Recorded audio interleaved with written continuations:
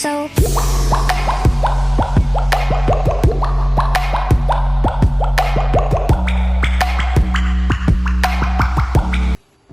Assalamualaikum warahmatullahi wabarakatuh. Welcome to my video. Perkenalkan, nama saya Kabila Zahara dari kelas 10-4. Saya adalah salah satu siswa dari SMA Negeri 1 Pangkalan Pura. Jadi sebelum itu, saya akan menjelaskan terlebih dahulu apa sih interaksi sosial itu.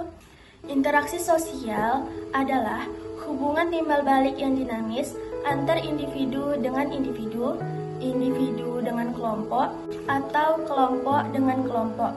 Secara umum, ada dua proses sosial yang timbul sebagai terjadinya interaksi sosial, yaitu asosiatif dan disosiatif.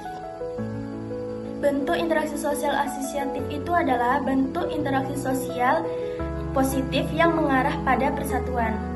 Bentuk interaksi sosial asosiatif yang pertama adalah kerjasama. Tentu udah gak asing dong sama kata itu. Kerjasama adalah usaha bersama yang dilakukan antar individu atau kelompok untuk mencapai satu tujuan bersama. Contohnya, seperti bergotong royong antar warga, bermusyawarah untuk mencapai mufakat, kerjasama dalam tim, dan masih banyak lagi. Yang kedua ada akomodasi. Apa sih akomodasi? Akomodasi itu adalah upaya untuk mencapai penyelesaian dari suatu pertikaian atau konflik oleh pihak-pihak yang bertikai yang mengarah pada kondisi selesainya suatu konflik tersebut. Bentuk-bentuk akomodasi selain yaitu penyelesaian konflik melalui koersi, kompromi, konsiliasi, mediasi, arbitrase, adjudikasi, toleransi, stalemate, dan segregasi. Yang ketiga ada asimilasi. Asimilasi adalah proses pembaruan dua kebudayaan atau lebih yang menghasilkan kebudayaan baru, di mana ciri khas budaya asli dapat hilang atau melebur. Contohnya, seperti pernikahan antar budaya, perpaduan musik dangdut yang menggabungkan unsur India dan Melayu, serta pakaian koko yang merupakan hasil adaptasi dari Tionghoa dan Islam. Yang keempat ada akulturasi. Akulturasi adalah proses sosial yang timbul karena penerimaan dan pengolahan unsur-unsur kebudayaan asing tanpa menghilangkan unsur-unsur budaya lama.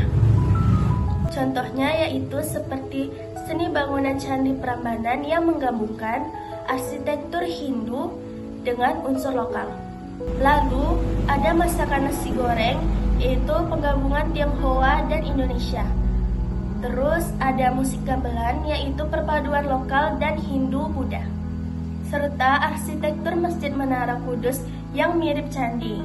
Nah, yang terakhir itu ada amalgamasi. Apa itu amalgamasi? Amalgamasi adalah proses percampuran atau penggabungan dua kelompok etnis atau ras yang berbeda, terutama melalui perkawinan campuran yang menciptakan suatu identitas baru. Contohnya adalah perkawinan antara orang Tionghoa dan pribumi Indonesia yang menghasilkan keturunan dengan campuran ciri fisik dan budaya, atau perkawinan antara Eropa dan Indian Amerika yang menghasilkan ras mestizo. Nah, itu tadi pembahasan kita tentang bentuk-bentuk sosial asosiatif. Sekarang kita akan lanjut membahas disosiatif. Apa sih itu disosiatif? Apa aja sih bentuknya? Yuk kita bahas. Nah, disosiatif artinya interaksi sosial yang bersifat negatif, mengarah pada pertentangan konflik. Bentuk disosiatif yang pertama adalah kontravensi. Apa sih kontravensi? Kontravensi adalah perasaan tidak suka yang disembunyikan. Contohnya pertikaian antar siswa saat diskusi, fitnah antar pedagang,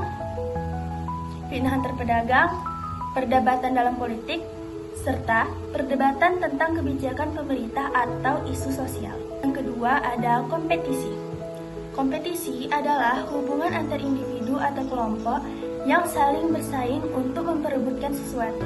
Contohnya adalah kompetisi antar karyawan untuk promosi, persaingan antar siswa untuk mendapatkan nilai yang bagus, dan pertandingan sepak bola. Yang ketiga, ada konflik. Konflik adalah hubungan antar individu atau kelompok yang disertai ancaman dan kekerasan.